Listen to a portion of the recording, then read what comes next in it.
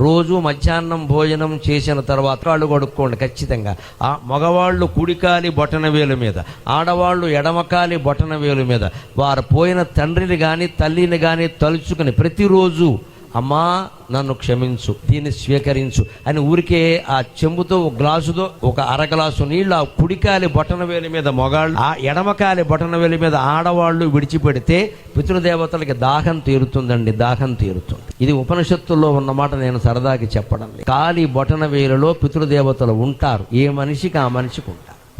అక్కడ నీళ్లు పోయగానే వాళ్ళు శాంతిస్తారు. ఇది దీనికి ఏమైనా ఖర్చు అవుతుందా? అన్నందిన కాళ్ళు కడుక్కోవడం భారతీయ సంప్రదాయమే కదా. ఇదివరకు కింద కూర్చునేవారు, రక్త ప్రసారం ఆగిపోతుంది అందుకని కడుక్కునేవారు. ఇప్పుడు ఆ ఇబ్బంది లేదు, కానీ కడుక్కోవడం మంచిది. అప్పుడు కాస్త నీళ్ళు అలా వదిలిపెట్టేసి నాన్న నన్ను క్షమించు, అమ్మా నన్ను క్షమించు అని ఒక్క మాట అంటే పితృదేవతలు సంతోషించి మనల్ని తరతరాలు ఆశీర్వదిస్తారు. అలా పితృకార్యాలు మానకూడదు.